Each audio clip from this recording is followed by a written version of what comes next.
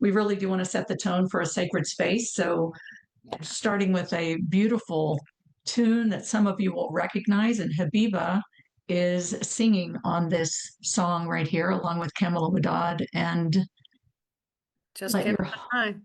It's just, yeah. and then at the end, you have to listen. At the very end, there's a sweet little note. So Yeah. here we go. I look to see your face, it's not outside. One love. And I see all the mountains I have to climb are inside. One love. And you send the peace over me, and the universe is ours to see. One love, one love. When we look into another's eyes and see one love, only then will our hearts begin to live. One love. And you send the rain into me and allow my heart the time to read. One love, one love. Open the seed of your soul to shine. The truth of who you are is divine. The secrets of the love are locked inside. One love. You're already there, just open your eyes to find one love. And you give the love unto us, and what we make of this is up to us. One love, one love, one love.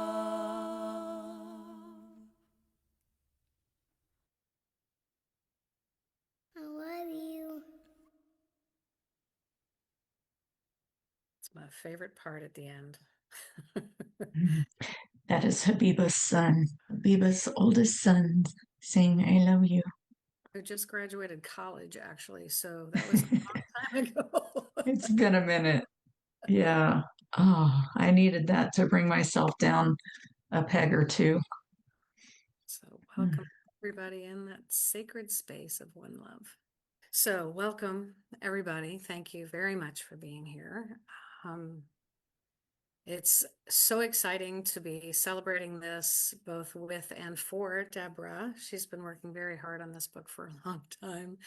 And I've had the great pleasure of working alongside her in some of the processes of bringing it to fruition and delving into the teachings along with. And it is just, I will just simply say it's been life-changing for me. So thank you very much, Debra, for putting this together and letting it move through you, from you, to all of us. And with that, I'm going to turn it over to you to take it from here. Thank you, Habiba. Thank you to you, and to everybody. There are several people here on this call who have been a part of bringing this book to life and various parts of it. And I, from the bottom of my heart, thank you for all that you've given. This is, I started working on this book almost 9 years ago. And at the time, I was doing a program, a healing program, group program called Food, Weight, and Feminine Power. And it was to help women with our struggles with emotional eating and our relationship to our bodies, and to help us to really like just go deeper and come into contact with that inner place inside of what we truly want, what we truly need, what we truly yearn for at the depths of our hearts.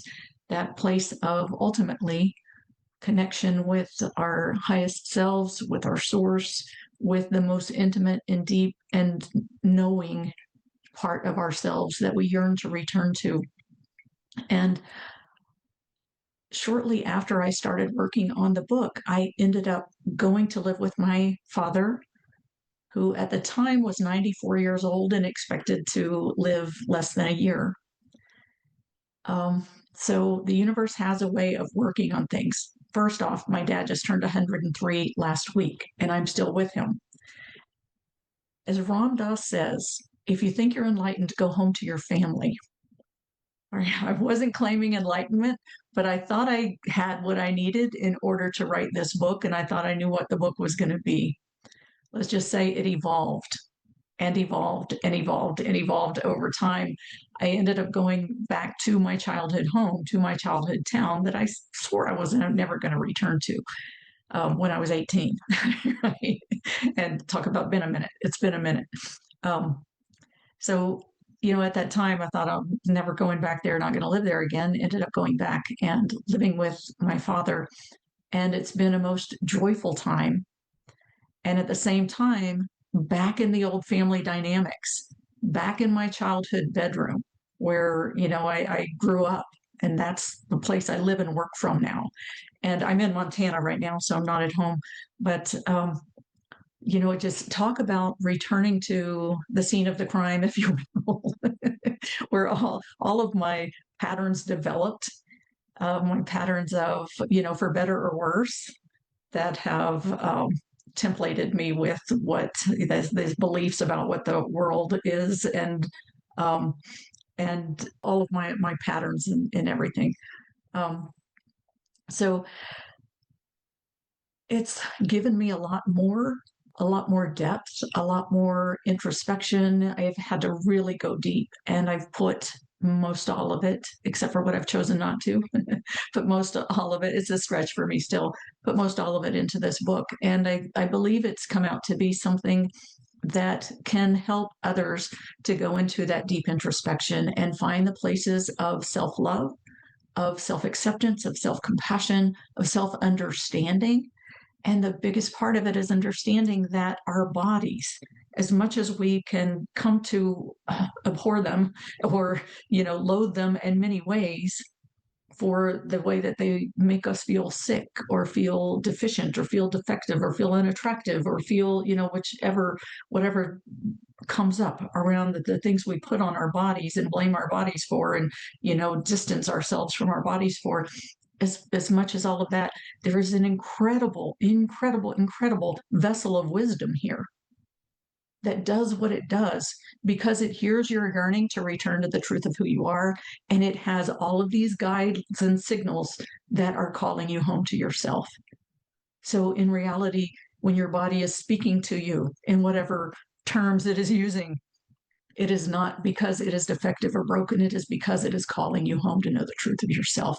And that's really what got poured into this book. I'll read you from a little bit. I'm going to have a couple of readings that we're going to throughout this. I just read you just the beginning of the book from the introduction. It says, it begins, more than 50% of women in the U.S. report feeling unsafe just by virtue of being in a female body. Percentages are even higher worldwide. And honestly, I believe 50% is low, but that's what the publisher would let me put in. Food is an effective crutch to help us feel safe and secure. So does that mean we are doomed to live with fear, self-soothe with food, and wrestle with a body that portrays the struggle? Fear, Food, and Feminine Power examines this question. I wrote this book for the countless women who are challenged with feeling unsafe in a female body. It's for the many women who experience feeling shame around their feminine nature or just don't fit society's mold. It's for women who would prefer to carry a few more pounds or live in a less than healthy or less than vibrant body so they can feel safe living on this planet. So if you can relate to that in any way, this book is for you. And if you know somebody who can relate to that, this book is for them.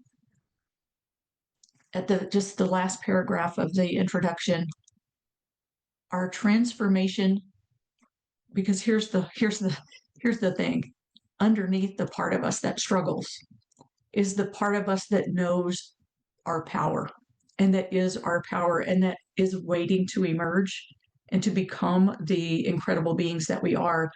There has been so many lies over the years that have pasted onto the feminine that tell us what a woman is supposed to be or supposed to not be, or is capable of or not capable of, or how we're supposed to look, and everything else, everything under the sun. It's really, there's so many things, that some that we recognize and some that are so subtle we don't recognize.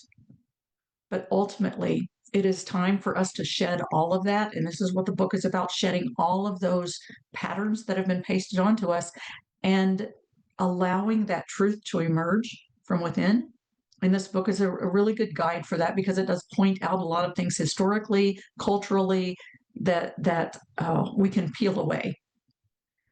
And then the introduction ends with our transformation of really recognizing and realizing and embodying and living from the true sacred feminine is of paramount importance as our human consciousness is evolving and our planet is in dire need of healing. We women must step into our power and leadership in a feminine way, a way that creates synergy with the masculine to create a catalyst for collective evolution. Our time is now. So when we're talking about the feminine, we're not talking about the looks. We're not talking about the sexuality, though it's all a part of it. But we're not talking about that as what has been put front and center as how we identify our femininity. We're not talking about moving that out of the way and coming forward with our masculine strength. We're talking about the totality of the feminine and what that truly means from a truly sacred perspective. That's what we're about here. So I want to introduce a couple of people that are going to say share some words about people who have contributed. And I want to start with Amani Shalaby. Amani she is a translator for my spiritual teacher, a spiritual teacher for many of us. And she has been a mentor, a teacher, and a friend. I consider you all of those things, Amani. And she helped me with a couple of pieces in the book, where one of my fears is, my background spiritually is in Sufism. I spent almost 20 years studying with our spiritual teacher, a Sufi master from Jerusalem, who passed away just 10 years ago, a week from today, 10 years ago. And still with me as a guide today. And I'll tell you a story about this, because this was a big part of what spurred this book also, and my whole interest in the feminine, because I didn't really think it was a concern at one point in my life. But after he passed away, a group of us got together and decided we were going to write our stories about what we had learned from him. I didn't know what to write. So I was sitting up at night and I was trying to think, couldn't think of anything except the pen and paper on the nightstand, laid down to go to sleep. The next morning at 4 a.m., literally like this, woke up with grabbing the pen and paper on the way, started writing, wrote 5,000 words before I read any of it back or even knew what was being written. And part of that I'm going to share with you at the end of this presentation today. But it was his way of saying, this is what I was trying to tell you for 20 years. And it's the truth of what the feminine is, the sacredness of the feminine. So Amani has helped me to make sure that I'm putting things into words that are not telling stories, or hopefully not making too many mistakes. So Amani, I don't see you on my screen, but are you ready to come on? Yes. Beautiful. Thank you. really don't feel I helped a lot. Maddie, Because I helped, if I helped at all, it's all your work, your wonderful work. So I know Mastura for years. I call her Mastura, that's the Sufi name, yes, Debra. So I'm you used can to. call me Mastura. So I feel like Mastura is like living what she writes. Like there is no disconnect. Everything she's sharing is from her deep realization and deep experience and authenticity and sharing her own vulnerability is an example that we can all relate to. And I know she put her heart in this book and put all of her experience and what she learned from many resources, including our Sufi path and our guide. But she also trained in many things. I can't count all of them. And I think the integration of all of that came about beautifully in this book. And, I want to read it again, especially I have some digestion issues. So I want to, I looked at it when you sent the file quickly, but I want to dive deeper into it because I feel, again, you come from experience and you walked these steps. You dealt with your body problems. I know you shared. Mhm. So you're really coming from that place of knowing, and I think it will be very helpful for many women, inshallah. Thank you, Amani. So I'll say, just to remind you, because it's been so long, in chapter 6 in the book, is where we really get into the mystical and metaphysical teachings of the Sufi path around the feminine and around the womb, as our, like, what the womb carries, what the womb of the feminine is here as a bridge between the worlds and are a microcosm of the macrocosm that is the womb of creation, that carries the same, like, frequencies, vibrations, sound codes that can really help us to know and understand. We tend to carry so much shame around our sex organs, and the belly is just that place where we stuff all of our emotional stuff, including shame and guilt and all of the things, self-blame, all of the things that we tend to shove in there, right? And then when it starts bubbling up, we just like, oh, let me pour some chocolate sauce on that and make it be quiet, right? Or I know that's not just me. Um, so in chapter 6, it gets deep into the metaphysical and the mystical about Sufism and about the sound codes and about the name for the womb and how that relates to the divine names and the divine powers of our source. And so Amani kind of fact checked me on that one and gave me some advice when I wasn't sure whether to, on the little minute details of how to line that up. And so I appreciate that from you, Manny, because there was that part of myself that says I'm not a native Arabic speaker, and I really needed that assurance and advice. So I thank you for that. It's my pleasure. I've been working with you in the Ocean of Sound, and it's been a very beautiful experience working with you. And I know we did a lot of things together, so I feel your heart and your excitement. I'm excited for you, and I love to see you excited. And I really will share it with everyone I know here in Orlando. Ah, awesome. Thank you so much, Amani. And one other thing, Amani writes poetry. She has books of poetry. She has books that she's written herself that are incredible and mind-blowing incredible. And one of her poems is at the beginning of chapter 5, which is on the chapter on rediscovering your divine powers. So thank you, Amani. Well, thank you. Leila. So I'm going to unspotlight you. And Claire, would you like to share a few words? Are you ready? Let me just say, Claire, there was at a time you may have seen it, maybe not, but there was a time, what was that like? Was it like 2 years ago, Claire? That I think it was. It's been a while. That's been a minute too.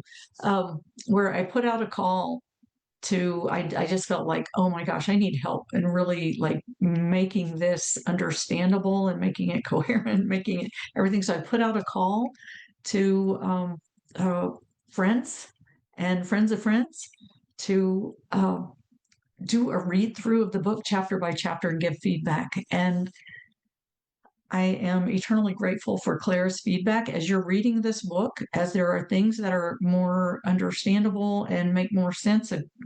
There's a chance that Claire helped to make that so. Thank you, Claire. Well, thank you, Deborah. It was a really truly an honor to be a part of the group to review your book and read it. I mean, it was a special gift. I was so excited when you said, "Okay, you could join." Like, oh my gosh, oh good, because the topics in here really resonate with me and my own path, and I knew it had the power to help so many other women and people in this world. So it was exciting to be a part of it. So we met every couple of weeks, read a couple chapters, and it was just a beautiful group of women, and they're all the different perspectives they offered, the insights they had. It was a really great group. And then I really honor Deborah for her open heart. I mean, it's an hour and a half sometimes we went, and she always listened with such an open heart to all our comments.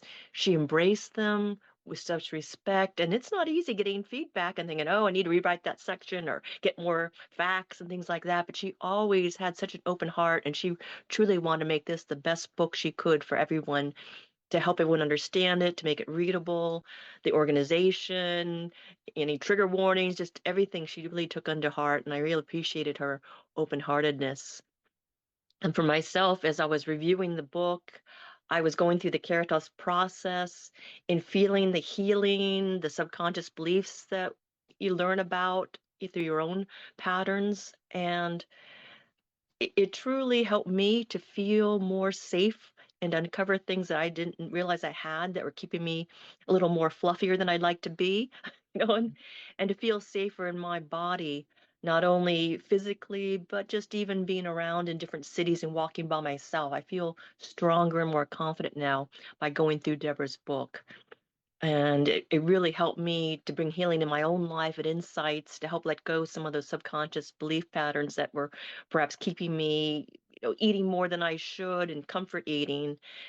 And I can't say I lost a lot of weight right after I finished, but within that year after we finished reviewing the book, I discovered I was insulin resistant. I changed my eating habits. I went on Wegovy, and I've lost 35 pounds. And I really thank you. And I really think it's the mental and the emotional healing that Deborah's book brought up forward. It helped me to have that place where I could be open to that healing at a physical level, and to have that kind of body I've more been working towards for the last 25 years and never could get there myself. But it's really helped me feel safer in my body, and it's been a whole year now on that doing this, and I've been able to maintain it. And I think the healing in this book really is profound on many different levels. Just reading it, I could feel the healing that you bring forth, Deborah, in your book. So I really appreciate all the time and years and thought you put into it, and all the other wonderful women who had their own energy and added their own energy to help this book be what it can, to help so many other women and people in this world. So thank you for that gift. Thank you, Claire. I appreciate you so much. And I really, the women that were involved in that group, there were 12 women that and some came more regularly than others, but some were able to show up for the live meetings, and some gave me feedback by email. And I will say that Claire, your feedback was so, it just felt so on point. And I think what I genuinely did want help, because I felt like just like it was I have a tendency to think everybody's in my head with me, and I knew the only way to get around that to make it understandable is to get people who weren't in my head to give me the feedback. So, and yours was so clear and so helpful. And I really will say, as much as it did extend the writing time on the book, it made it so much better. It made it something that I could really feel proud and comfortable sharing. And otherwise, I would have probably not be having a big party right now. I'd be hiding it.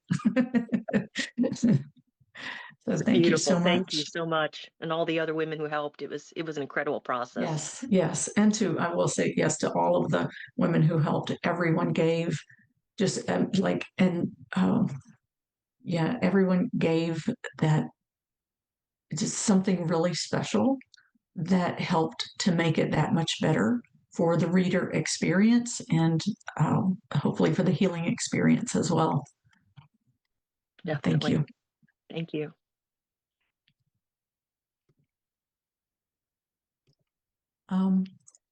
And finally, Habiba is going to share a word with us. Are you ready, Habiba? Yeah, I echo so much of what others have said as far as the process behind all of this. For me personally, I had the great blessing of being raised by a woman, my mother, who was very involved in human rights and women's rights movements early on. And so that was always an example for me, that she was so involved in making sure that people in general, that rights were addressed, but also for women's rights. And so in my early 20s, I actually got involved in,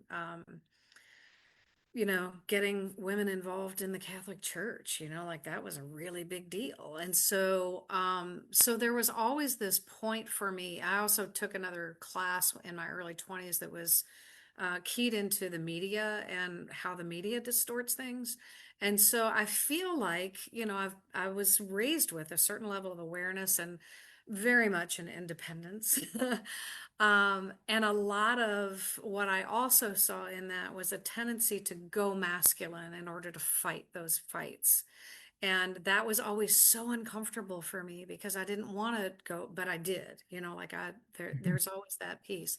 So part of what happened for me as I read this book was this deep awareness of continued layers of healing and evolution in that process of how to stand in the truth of who we are in both the masculine and feminine, but how when we really step into the true feminine, the sacred feminine, how it honors the masculine. And then there's this, I mean, you speak it in the introduction, it's like it's this catalyst for both to be true.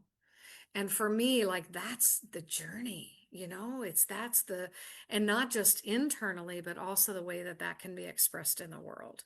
So I get pretty emotional about it because I have great anticipation that the more people wake up, and I think that that's what this book helps people to do, and not just women, but primarily I think that that's where so much of the healing has to happen, because then that will be the catalyst to bring it into a bigger perspective. And I really do have hopes that this is part of the world change that we need. And I believe that it is. And my hope and intention, and especially and my honor in being involved in this process of helping you bring this to fruition, it is that that's really what I want to see. I want to see the world change that I believe is possible. And the insights, the incredible insights that you bring through this book were so point blank, like concepts that I had played with in the journey, this whole involvement of women in the church. And it's like, but it was still this patriarchal system that didn't truly allow, it allowed to a point. But so for me, it's this bringing it into the deep sacred nature of who we are in both the masculine and the feminine, and the evolution that can happen when that's truly working together from what's real, what's true. So I thank you for writing this book and for allowing me to be in this process. And for me, it's a reread. It's one of those books that I know I will be, I've read it twice, maybe 3 times already. But it's like, there's more to go back to. There's more. And I love the fact that there is a healing process that as you're moving through the book, there's a process that carries you into deep healing that can be accessed and evolved, I think over and over again. So I kudos. I'm really just deeply honoring how much you put into this, and the ways that you took in all the suggestions and everything that helped it to come to pass. I think it's remarkable, and just really, really happy for you and for all of us that get to experience it. Thank you, Habiba. And I'm honored to have Habiba as a partner now as we're moving forward with the book and sharing the book. And we've taken that 7-step healing process that is in the book, and we're going to be doing some live group healing programs with that 7-step process. And she and I are going to be working that together, and I'm very excited for what I know is going to happen.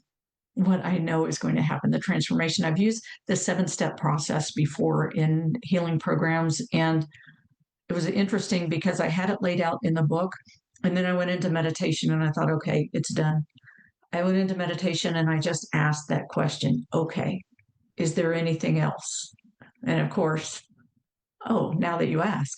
And so I got this message, and it said, lean into the Ibn Arabi teachings more. And for those of you who may or may not know, Ibn Arabi was a Sufi mystic and sheikh and teacher that lived in 1100s to 1200s. And he was given this great revelation of like how this universe came into being from the time when God said be, and how we got from that to here. And so this is something that has always been a question that intrigued me, and one of my favorite studies, and that's been really what got me into working with Amani on the Ocean of Sound program. So there is in the Ibn Arabi teachings, it's the emanation of creation through the cosmology of sound vibration. And first you have I'll just high level, the cosmic dimensions, then you have the 7 heavens, and then you have the earth dimensions. And the 7 heavens are like a bridge between the earth planes and the cosmic, the universal. And when I asked, what do you mean lean into Ibn Arabi teachings? It said, put your 7-step process up against the 7 heavens in Ibn Arabi's teachings. And I went, oh. And so I did, and it wasn't called the Caritas before because that wasn't the acronym. But when I did, and I started putting what's happening in each one of those steps into those words, I'm like, oh, look at that. And so the Caritas is actually an acronym for what happens in each one of those steps of the 7 heavens as you traverse from the immersion in the earth dimensions in our constricted, we live in these dense physical bodies that are somewhat constricted as to what is the reality of consciousness. And when we travel through the 7 heavens and get to the cosmic dimensions, the last one of that is sovereignty. And that is where we can really reclaim sovereignty over the pulls of the world and the culture that are the ones that are in that subconscious, telling us you need to be a certain way, do a certain way, belong here, belong there, all of these things, or that you are completely alone. All of those things that cause us to feel that discomfort and want to self-soothe. And so that's where we get this healing process that now the healing program is based on, those 7 steps. Those 7 steps are outlined in the 7 chapters of the book. And the book, actually, it also, on the website, I have a place where you can get resources, where you can download the reflection pages so that you can really dive into the process. But there are parts of that you really have to do in community in order to repattern your nervous system so that your nervous system understands that you are safe in certain ways of embodying your truth and your inner power and being able to speak from that place, because we get conditioned that it's not safe, and the nervous system holds that in the live program that we do. we do some group work where we repattern that nervous system so that you can feel safe and comfortable, really embodying the transformation that this book is taking you through. So both Claire and Habiba spoke to that healing process, and it truly is a powerful process. And I feel really blessed to have gotten that final message at the end and got to go back through it one more time and make a few more tweaks on it. So thank you, Habiba. Absolutely. So I want to just give one more, well, I lie. I'm going to give two more readings, but right now I'm just going to give another reading from the book, a brief reading. So this is a little bit about my story, because I tell my story just, I don't make the book about my story, but I certainly am sharing my experiences in the book. But there was, just that we talked about how we get patterned to certain behaviors and responses and reactions. And my early journey, my early life really set me up to be the poster child for fair food and feminine power.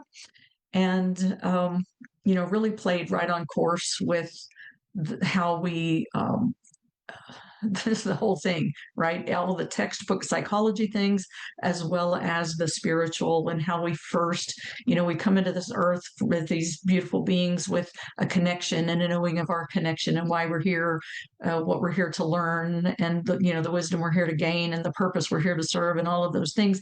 And then we go through a process, that umbilical cord is cut, and now we're these separate beings, and we develop this sense of self, and we're trying to figure out how to survive in the world and what's safe and what isn't safe. And all of these things get patterned onto us, and our bodies, with all of their wisdom, not their brokenness, but their wisdom, are informing us of how to get along and survive and find some connection with love while we're here in this world. And that's what's playing out inside from wisdom, right? When you learn how, one of the chapters in the book is about your body's navigation system and how all these pieces come together to speak to you, to inform you, right? Not broken, but information calling you home, as we said. But anyway, I just want to read a little bit about my story. Shortly after I was born, I had a heart failure, a congenital heart failure. I was a week or two old, and I went back into the hospital, was pronounced dead, and actually then came back to life. All right. I was in the hospital for several months after that, and this chapter takes off there. While I was hospitalized, I was given medication that caused the discoloration of my teeth. When my baby teeth came in, they came in black, like little charcoals. When I went places as a child, people reacted with shock anytime I smiled. They were stunned and perplexed by the little bits of charcoal in my mouth in place of my teeth. The unfiltered honesty of other children felt especially cruel. The ring of the voices still plays clearly in my head as I can see them peering into my mouth as if they were looking through a porthole right into my soul. Ooh, gross. What's wrong with your mouth? What's wrong with your teeth? Of course, I heard, what's wrong with you? My insecure little nervous system developed a pattern from these responses. As a result, I felt that when I walked into a room, people would automatically be disgusted. I was programmed to expect, ooh, gross, what's wrong with you? And subconsciously, I braced myself for that reaction anytime I met someone new, even after the baby teeth had been replaced by the almost pearly white teeth. I stood stern and hard in the walls of my heart. I carried this pattern well into adulthood. And then when I was doing healing work later, much, much later in my life, I uncovered this pattern and was able to bring the healing. Now I'm not reading anymore, but I can walk into a room, and if I get a reaction of, ooh, gross, I think, well, there must be something stuck on my shoe. It's not about me, right? So it's really been a part of my development and transformation. So, it's the that thing of like going into a party, I recognized that I felt if I would go into a crowd, I felt more alone in a crowd than I did when I was by myself. And I recognized it was because of the walls that I put up and how I retreated inward and having that something in the hand, something to drink, something to eat, something to hold right in front. And of course, now we're all social media. We have all got something in front of our faces. So that keeps us from really engaging and connecting. It's a pattern that we develop, right? So whether you're self-soothing with food or self-soothing with drinks or whatever that may be, I'm just going to open the question. Let's have some discussion. Are there ways in your life, and if so, what are the ways in your life that you lean into something other than, when you feel that power, right? Because what's underneath, what is underneath when you do peel away the walls and you do engage, you find your vulnerability, you find your beauty, you find your power, you find your strength, you find your connection. And it's a beautiful, beautiful, empowering thing. So I just want to open it up to you guys. Is there anybody that would like to share anything about, like either insights or ahas or pain points, whatever it is that you would like to share? Because it can be that we self-soothe with food. You can either raise your hand or you can unmute yourself and we'll spotlight you. But it can either be that we self-soothe with food or with alcohol or with shopping or with social media or with, you name it, right? It doesn't have to be food, but food is one of those things that is very common and was certainly a factor in my life as a foodie raised by a baker, a third generation French baker, working in the family business as a child. Anybody want to share?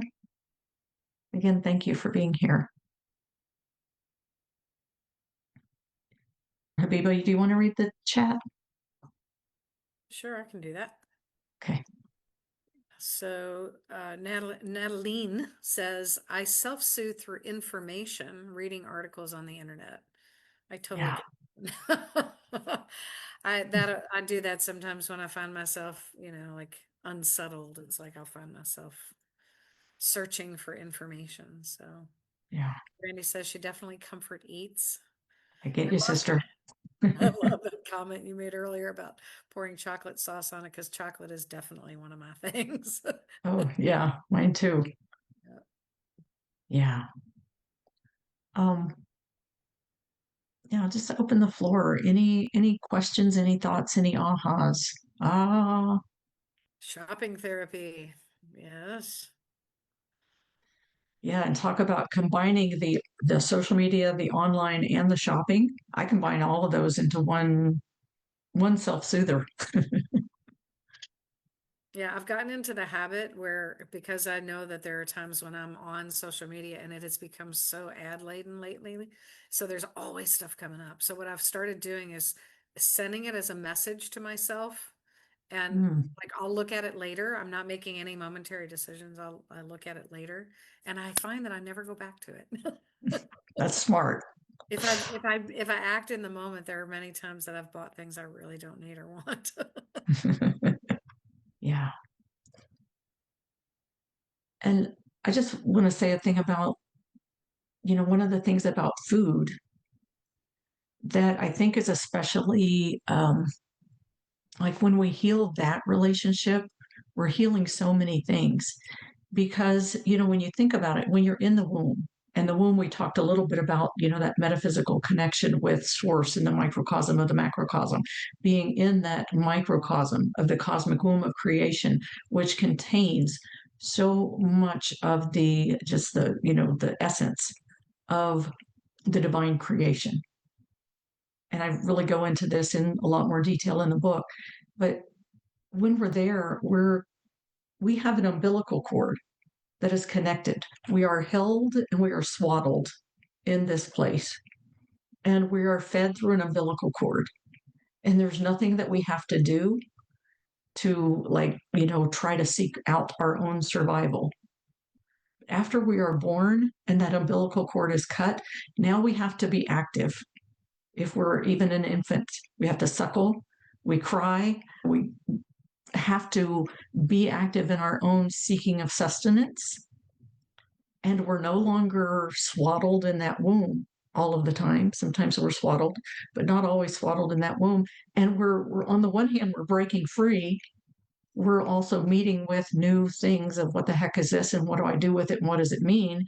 And so, we're constantly kind of like making our way out. In trauma therapy, we would call that titration, kind of going the other way, right? From the things that shock us to getting back into ourselves. But we're actually moving out, like, oh, what's over here? Oh, better go back in. Oh, what's over here? Better go back in. I'm hungry. I need to be held. I need to be cared for. I need to know that I'm, that I'm going to be protected from the dangers of this world. All of those are things that we cry out for.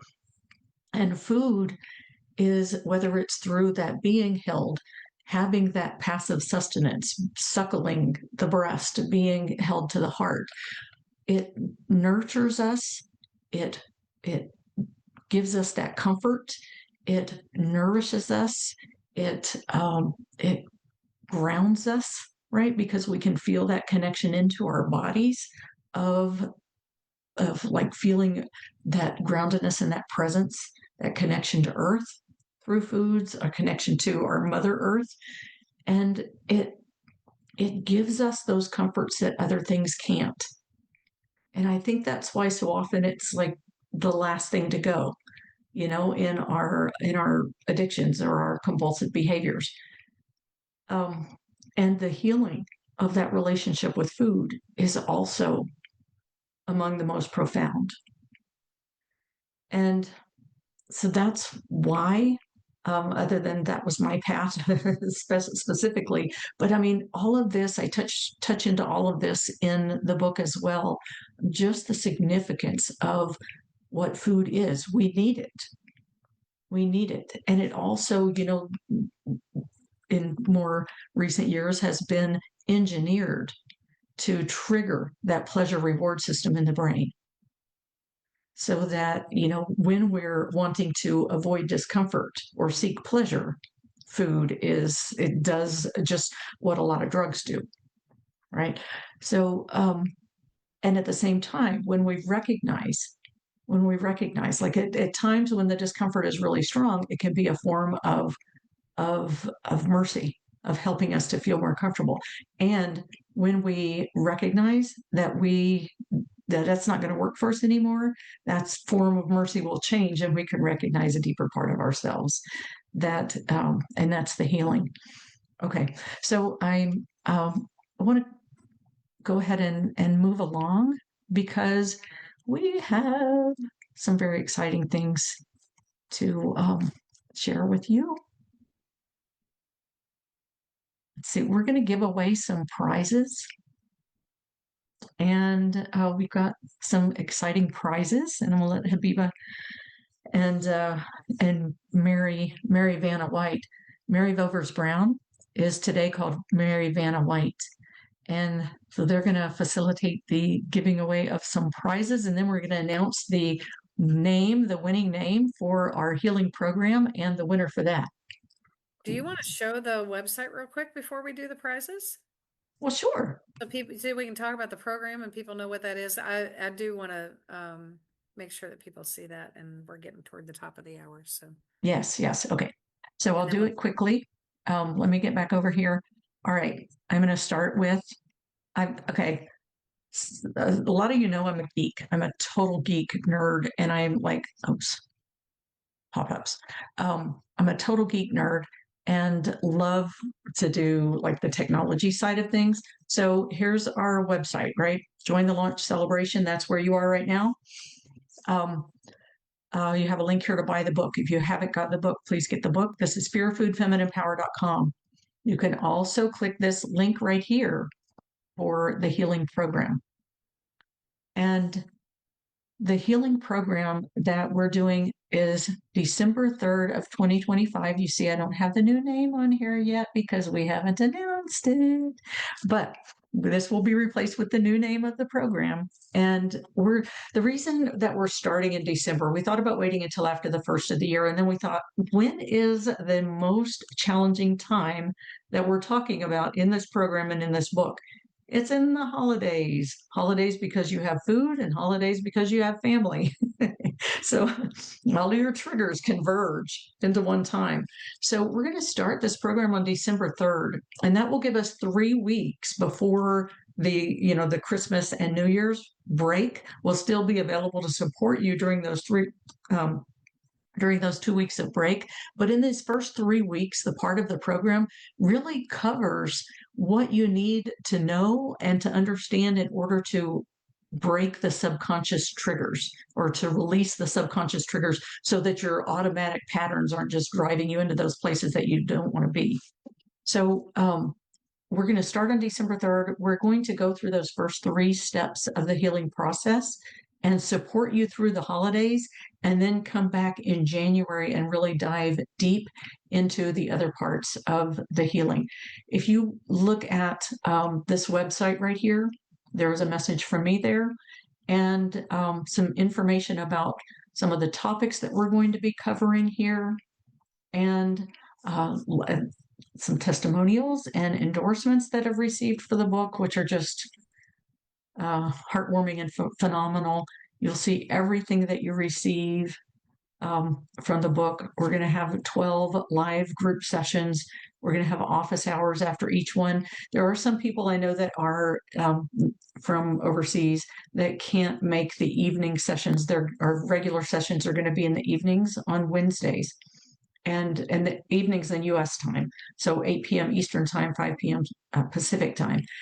If you can't make those, you can watch the recording the next day. And then on the following Friday, we'll have a midday, I think it's 1 p.m. Eastern time, that we'll be doing the office hour support calls. So whether you make the live call or not, you can come to that and we'll have more discussion. You'll have a personal coach to support you, private online community, and lifetime access to all the handouts, audio and video files, and some downloadable meditations, plus some bonuses. And you also have the option for private personal support during the program. And if you want to really dig into it, or testimonials, this is the roadmap week by week for the course. You can take a look at that as well. We're really excited about this program. I think we've done a fabulous job. You can learn more about our credentials for Habiba and myself. I think we've done a fabulous job of putting this together and laying this out. The thing that makes this so special is the attention to transformation, vibrational transformation, and embodiment, assimilating that vibrational shift through your physical body, your heart, your mind, your soul, all and your sacral center. That sacral center is that place, that wellspring of life force, energy, and creativity, your I am center, where you really embody and feel that safety and embodiment in your physical vessel. And so we've got quite a bit of attention to embodiment and assimilation, and then finally sovereignty. So it takes you through the steps of the process over that 12-week. And what am I missing, Habiba? We do have a 3-month payment plan to get you through the 3-month program. And I think we've done a great job of making it affordable. And I know it is way beyond the value. The value is way beyond the cost. Yeah, for sure. Yeah, I don't think you've missed anything, darling. You got it. Okay. All right. So that, I think Mary has put the link for the program in there. If you want to sign up, you're more than welcome to sign up now. If you have questions about it, you can book a consult with either myself or Habiba, and we'll answer any questions you have. And just see where's a good place for you to be.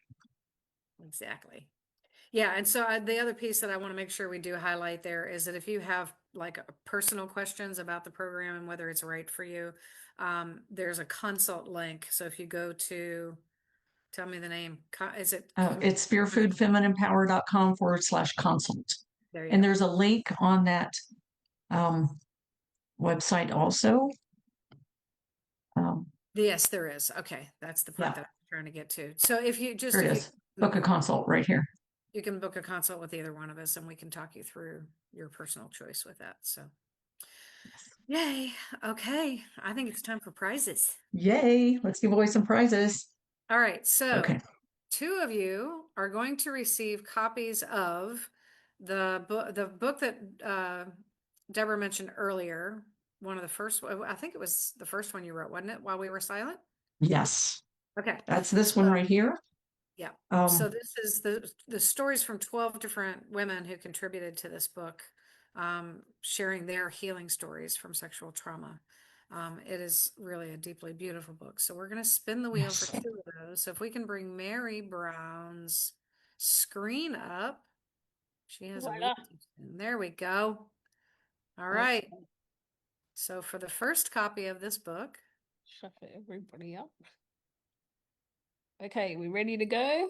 we are. Let's do it. The wheel is spinning. So Woohoo. that is Donna C., which is Donna Cobb, who gets to receive a copy of While We Were Silent. Yay, Donna. So I'll be getting with you and make sure we have your mailing information there. Yes, indeed. All right, and then we'll spin it again for the second copy of that book.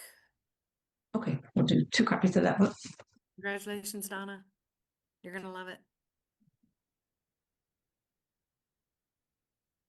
And Mary M. gets the other copy. Yay. It's Mary. So, Deborah, you will be in touch with people by email to get their mailing address. Yes. Okay, awesome. Get your Okay, so now information. we're going to keep the wheel up because the second book, actually, Deborah, we need to spotlight you again so that people can see this book. Okay. So So you want to stop the share for just a second, Mary? Yep. there we go. Okay. So Bridging the Gaps, A Journey to the Center of Yourself, which is a workbook to guide through the healing process. Yes. It's a And workbook and journal. And this is, this is, oh, go ahead, Aviva. oh, speak. I'm like, Okay. take it away, girl. All right. This is a step-by-step, takes you through a step-by-step process of really looking at, like, what are the things that you want to heal, and or what are the things that you want to manifest. It really works on kind of both sides of the coin there, and helping you to like find what are your blocks, release them. It's very similar to the 7-step process that we do in the program, but we've tweaked that, as I mentioned, tweaked that 7-step process. But this is really a really powerful book and journal for taking you through that process.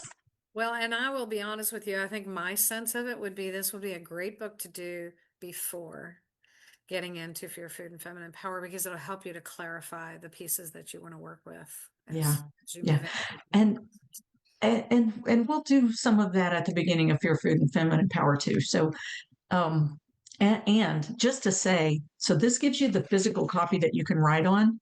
In one of the bonuses is a digital copy of this book also, that so as soon as you sign up to our healing program, whose name is to be announced, you will have a digital copy of this. But to have the physical copy is nothing like having a physical copy to write on. Well, and I love my paper books. It's one of those, speaking of addictions. Mm-hmm. So, all right, let's spin the wheel.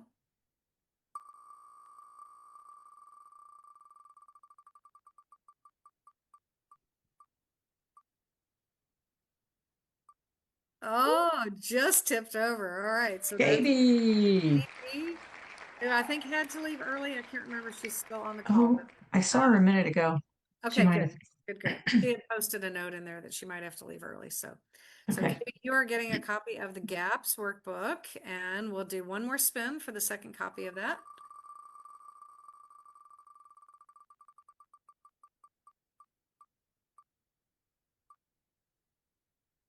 And Amani is going to get a copy of that. Amani! All right, awesome. Excellent. Awesome. Okay, good. Now, so the next thing we're going to talk about, you might want to highlight me as well here, just Yeah, because yeah. we're going to talk about the process that we went through. We had 36 entries of people who suggested names for the healing program. So we really appreciate the creativity that came in. There were a few of them that made me giggle, I have to say. They were very creative, very creative. So we had fun going through them. And it was very difficult to choose. So what we ended up doing actually was putting a couple of them together to create the new name. So Deborah, do you want to say the new name of the program, or do you want me to? Go for it. I'm gonna let you do it. Okay, all right. So the name that we came up with for the program is called Living from the Sacred Feminine, the Caritas Journey to Embodied Transformation. So Yes. feels so good. Even just saying it, it feels so good. So we have chose two people because we chose from different aspects of what people submitted. So we have two people who have the choice of either taking $200 off of the 12-week healing program or receiving an individual healing session directly with Debra. So those two people are Rabia Elijah and Claire Billings.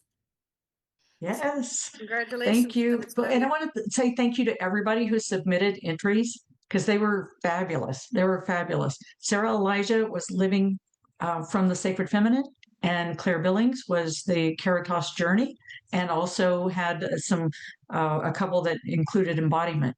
So we took them and several. We kind of took the whole thing and put them together. Love the name, Living from the Sacred Feminine, the Caritas Journey for Embodied Transformation. All right. Yes. Excellent. Okay, so our Thank you last both. draw is going to be the wheel again. So if we can bring Mary Brown back up, we're going It's so Mary Vovers Brown is now Mary Vanna White. You have to do that. Yes. You have to do the we have to Yes. figure out a way to get you on camera with the wheel, Mary. So so our last drawing is for our grand prize, which is for someone to have a spot in the 12-week healing process with us. Yes. In the program. Yeah.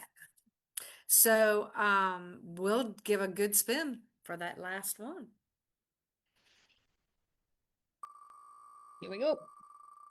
Thank you.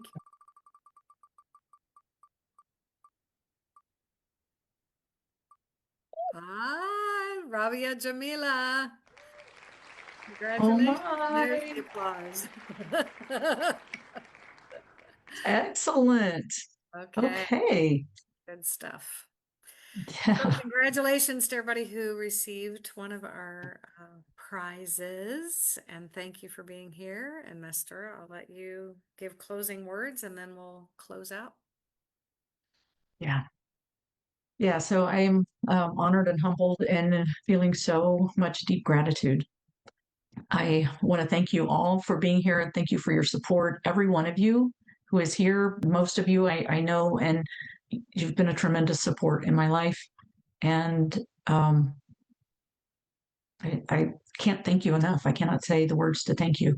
I hope that by sharing in this that you receive, I do just hope that this is a way to give back. I hope that you will take this and really use it, dive into it.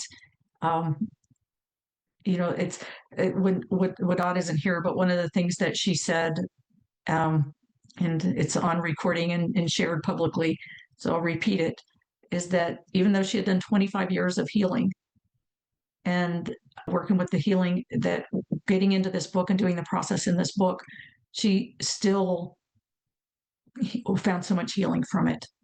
And I know there are a lot of people here who have been doing healing for a very long time. I've had other people say that as well, especially with, really digging deep into the introspection, but not in the way that makes you relive it, okay? But in a way that helps you to move through it, release it, and be empowered. And empowered from a truly authentic place of you.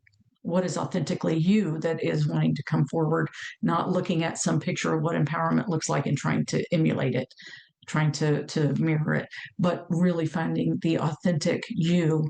And, that's what another person said in doing this process is that, wow, I've done over 20 years of healing work, and in going through this process for the first time, I finally found me. And that is what this process helps you to do. That is what reading through the book, I hope that you will find aspects of those stories that where you can feel yourself, where you can see yourself and feel yourself and experience yourself in a new light, and really experience that transformation for yourself. I hope that you'll join us in the program so that we can really do it together in a way that helps us to repattern the nervous system and really come into who we are. It's my true hope is that, as Habiba said earlier, is that enough of us do this work. I really do believe that the sacred feminine is us owning it and standing in that and being that is imperative to the healing that our world needs right now, because that feminine is that state of being, that state of receptivity, not receptivity from a man telling us how we're supposed to be, or and not saying anything against men, but this is the way it's been um, uh, positioned for us, right? That we are receptors of the masculine, and therefore that's what we need. In this book, it looks at the story of Adam and Eve, where a lot of these ideas came from, and puts a total reframe on that, so that we can really understand the truth of the feminine, the highest expression of the feminine and the masculine, not from a place of dominance, control, shame, guilt, all of those things that story brings forward. So it's a reframing on that, but really, where we understand our sensitivity and our beings as a conduit and a receptor of source energy, and how empowering and beautiful and sacred that is, how holy that is, how like that is the key. The masculine is that which moves out into the world and is in action and is in doing. When our world spends way too much time in that state of disconnection, to come back, we've got to come through the feminine in order to reconnect and commune with source, and to come back into our state of unity, and that sacred place that we need to come to live in a world of peace and love and compassion and mercy, justice, freedom, equality, harmony. So that is the hope for the book and the hope for the program. And when enough of us do this, and hopefully, I hope that every woman in the entire world will do this, so that we really can come into a place of harmony together and facilitate that healing on the collective consciousness level to bring our world into a state of peace.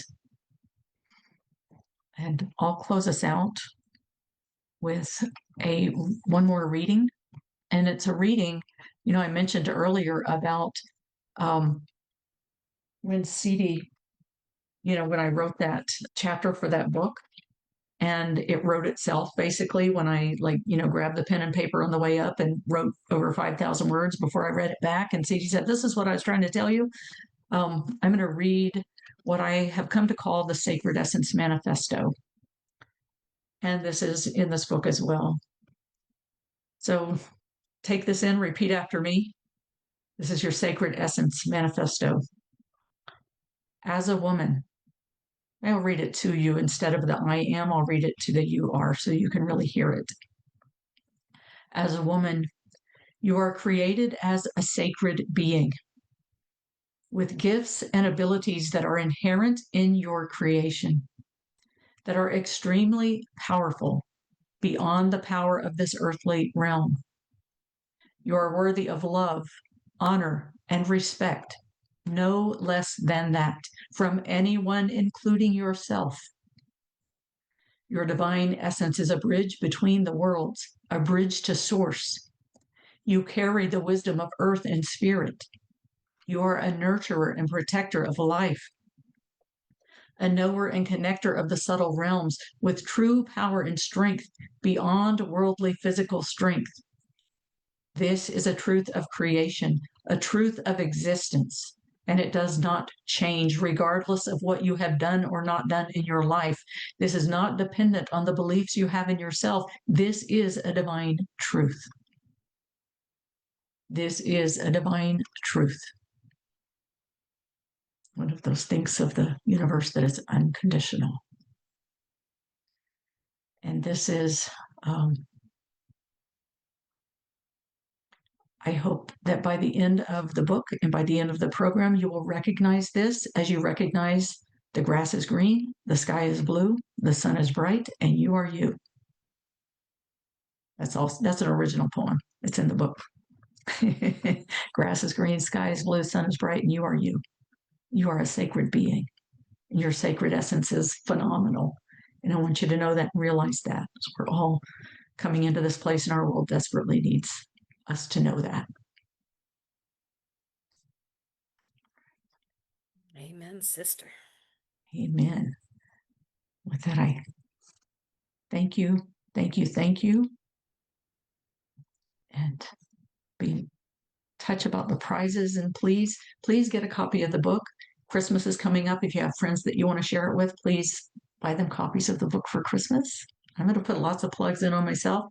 Sign up to join us for that program and let us support you through the holidays. And if you have a friend that could use that support, please bring them as well. We really do want this to be a movement, to become more than just a book and a program, but really to become a movement that transforms lives and changes the world. Thank you.